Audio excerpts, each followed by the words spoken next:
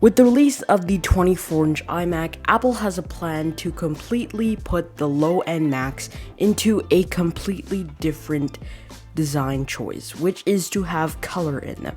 Personally, I think the MacBook Air with color would look really great. We saw the 24-inch iMac, which had a pretty controversial design. These rumors are put in a render, which looks like this. It's by renders by Ian, which looks very great.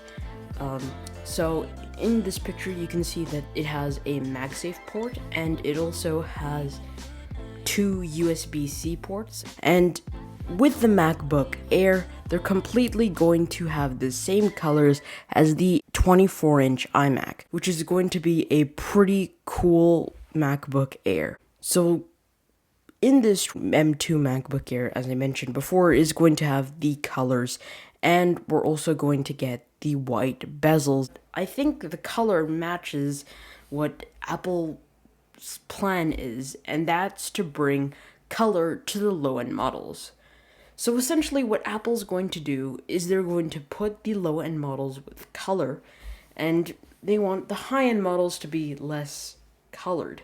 I personally think it looks good because when I think of an orange iMac, for example, with black bezels, I don't think it'll look as good because colors don't really pop with that white bezeled display, which doesn't really look as good. And as Apple said, colors pop in any single room. The second thing we're going to getting into is thinner and the lighter design, which is going to have the same thinner and lighter design as the 12-inch MacBook. See, the problem with the 12-inch MacBook is that it had pretty power-hungry CPU, but then the cooling system wasn't there to kind of cool it down, so that means it caused overheating, which means that the design was just not enough to cool the CPU.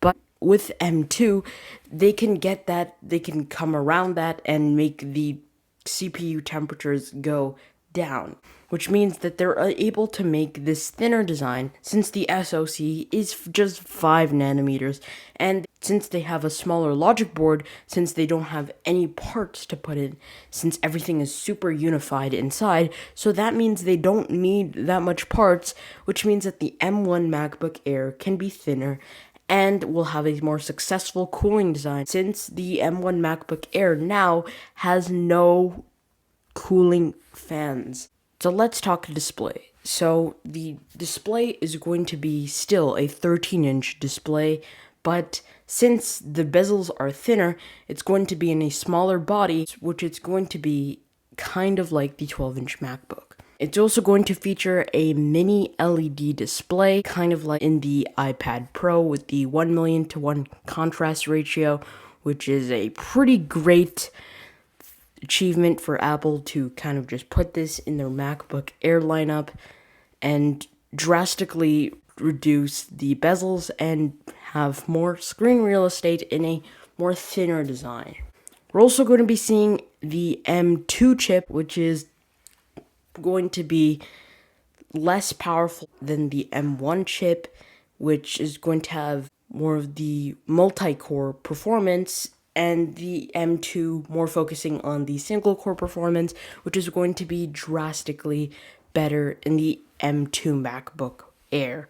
And the fourth thing I'm going to be talking about is MagSafe. So MagSafe is putting in a return to have the same kind of hole as the USB-C ports, which is going to be a really small MagSafe port. They're able to put it that thin. It's going to work the same as the MagSafe in the 2015 MacBook Pro, for example, and it's going to be smaller. Now, the release date is supposed to be late 2022 or early 2022, already pretty much a couple months away from November, which could be the release date, or maybe even October for these MacBook Air. And we're also going to be expecting Ethernet on the charging brick, since they did this with the 24-inch iMac, which can mean better internet speeds. Since it's already in the charging brick, you don't need a Ethernet port, which is going to mean for faster speeds. We haven't had Ethernet in a MacBook Pro since 2012, which is going to be pretty exciting for the MacBook Air.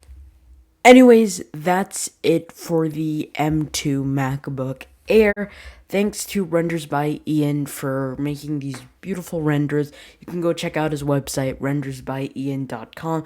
He did not sponsor this. I just took his renders and put it in this video so then you guys can see what the MacBook Air will look like. And that's pretty much it for this video. Let me know if I missed anything, and also don't forget to subscribe, and also don't forget to vibe to the music because this video is ending right now.